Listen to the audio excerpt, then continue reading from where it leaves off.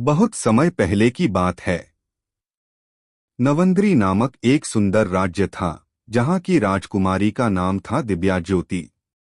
वह नीले रेशमी परिधान में इतनी सुंदर लगती थी कि देखने वालों की सांसें थम जातीं। लेकिन एक दिन अचानक राजकुमारी बेहोश हो गई। उसकी आंखें खुली थीं, पर होश में नहीं थी।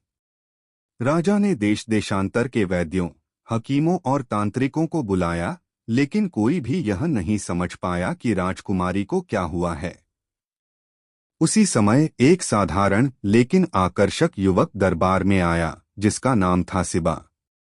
वह एक मामूली गांव से था, पर उसकी आंखों में गहराई और चेहरे पर आत्मविश्वास था। उसने राजा से कहा, मुझे सिर्फ एक रात राजकुमारी के पास रहने दीजिए, मैं जानता हूं कुछ तो रहस्य है। राजा ने हिचकिचाते हुए अनुमति दे दी। उस रात सिबा राजकुमारी के कमरे में चुपचाप बैठा रहा। आधी रात के समय, जब महल नींद में डूबा था, उसने देखा कि राजकुमारी की सांसें तेज होने लगीं और उसकी गर्दन से धीरे धीरे एक काला नाग बाहर निकलने लगा। नाग उसकी आत्मा से जुड़ा था, जैसे कोई पुराना श्राप हो। हर पूर्णिमा को वह नाग उसके शरीर पर हावी हो जाता और उसकी चेतना छीन लेता। सिबा भयभीत नहीं हुआ। सुबह होते ही उसने राजा से कहा, मुझे एक धारदार तलवार और एक लोहे का मजबूत बॉक्स चाहिए। आज रात उस नाग का अंत होगा। राजा ने उसकी बात मान ली। दूसरी रात सिबा पूरी तैयारी के साथ कमरे में बैठा।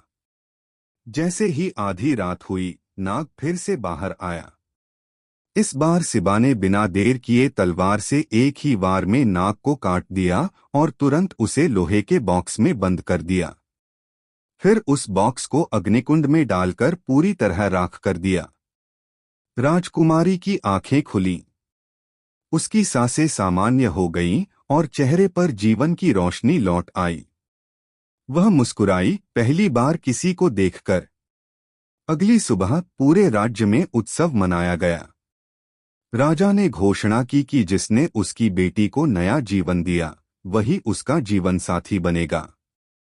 दिव्या ज्योति और सिबा का विवाह राजमहल में हुआ, और उस दिन से नवंद्री में एक नई परंपरा शुरू हुई, जहां राजकुमार होने के लिए खून नहीं, बल्कि समझ, साहस और करुणा की जरूरत होती थी। अगर वीडियो पसंद आए तो लाइक करें, दोस्तों के साथ शेयर करें और ऐसे ही मजेदार कंटेंट के लिए चैनल को सब्सक्राइब करना न भूलें।